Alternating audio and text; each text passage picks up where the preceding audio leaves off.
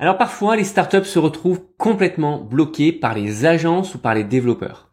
La plupart du temps, c'est pas parce que les agences ou les développeurs ou les SS2I ont de mauvaises intentions ou veulent vous arnaquer, c'est tout simplement parce que vous n'avez pas défini le bon framework de travail, le bon cadre de travail pour travailler de manière saine, efficace et sans risque. Dans l'épisode d'aujourd'hui, nous allons justement parler de comment établir ce cadre de travail de manière saine pour que vous ayez une bonne relation entre votre startup et votre équipe de développement.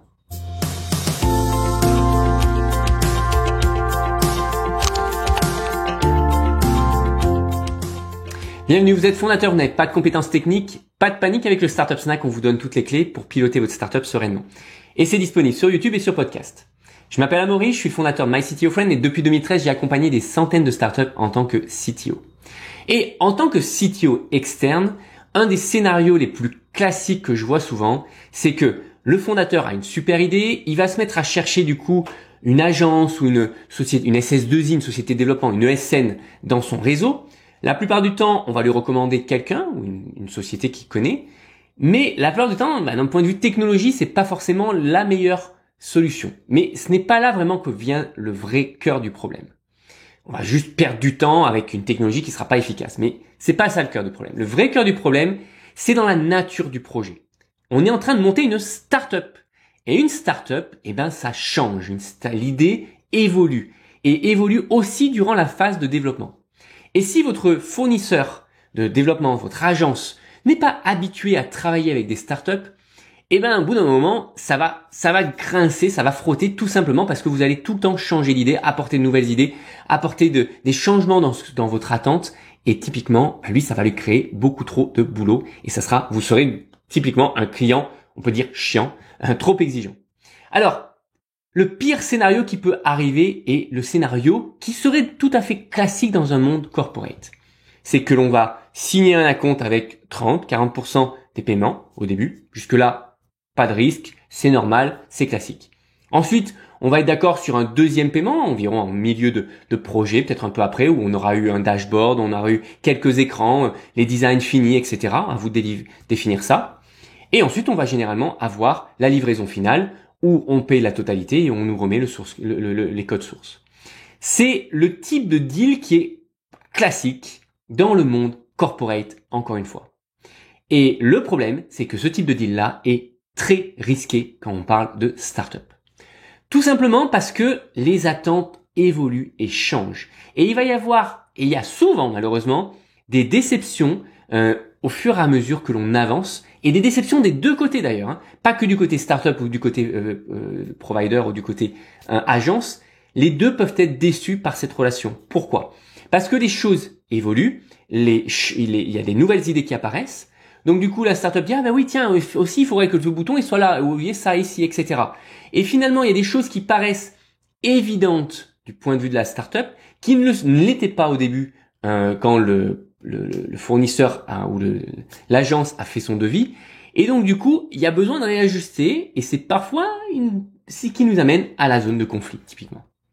Et là, les risques peuvent aller au maximum si jamais, évidemment, on n'a pas accès au code source dès le début. Parce que finalement, la startup va dire OK, livre-moi ce qui est prévu et puis je te paye la totalité, ce qu'on avait convenu dans le contrat. Sauf que l'agence, elle va dire ouais, mais bon, moi j'ai déjà passé 2 fois plus de temps que ce que j'avais prévu sur ce projet-là, j'en peux plus. Il faut que tu nous payes la fin du contrat et puis on finira les développements.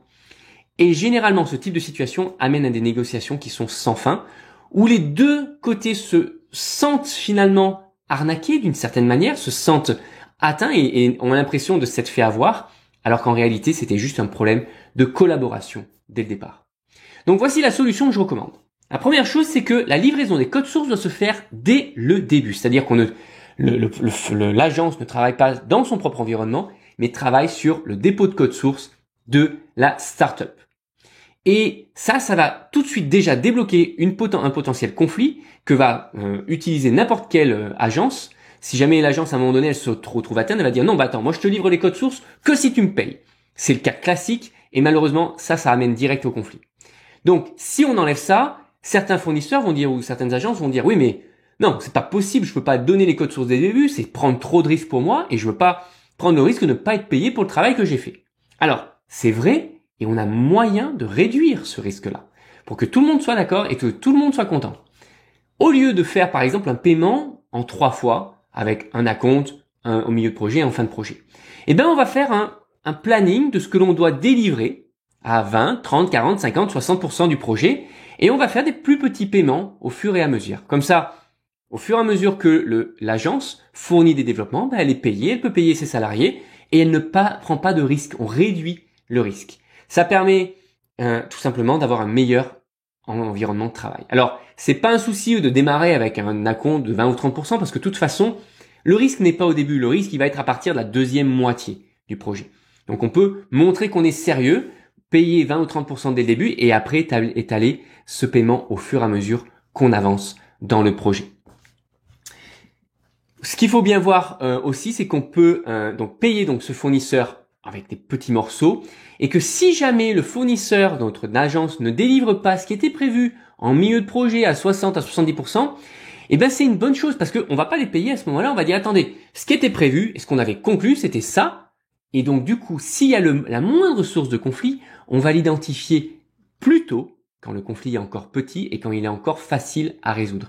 Et donc du coup, là, on va appeler un conflit, mais la mésentente sera facile à identifier, sera plus tôt, ça sera plus sain et plus sécure pour tout le monde. Voilà. Pensez bien que si vous payez votre fournisseur et vous pensez de vous dire, tiens, moi finalement, je veux sécuriser et donc je vais payer mon fournisseur, mon agence à la dernière minute. Je veux garder au maximum mon argent et je lui paierai une fois qu'il aura livré la totalité du projet. C'est naturel comme réflexe et en fait, en faisant ça, au lieu de réduire les risques, vous amplifiez les risques parce que vous amplifiez les risques côté de l'agence et donc l'agence va se mettre à être méfiante et c'est ça qui va amener une agence à ne pas vous livrer la totalité ou à faire éventuellement des verrous à certains moments. Donc, demandez-leur de livrer de manière quotidienne les développements. Vous payez au fur et à mesure et vous allez comme ça réduire les risques.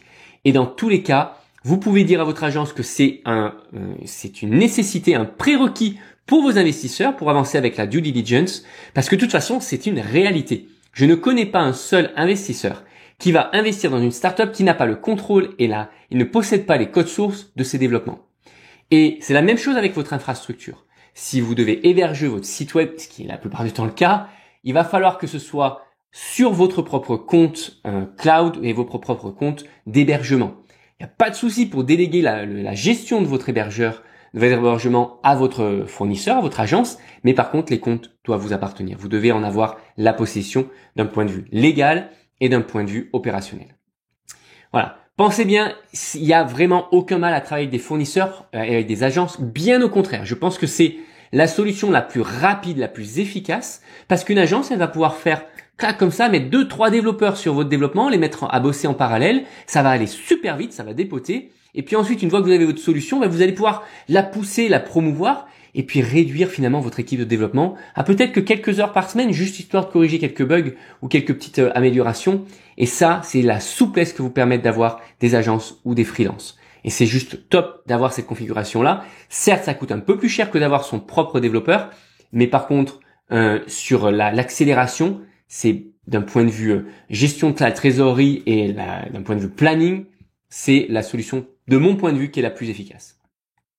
Voilà, j'espère que vous avez apprécié ce contenu. Likez et abonnez-vous. Et pour recevoir évidemment chaque semaine de nouvelles astuces sur comment monter et scaler sa startup.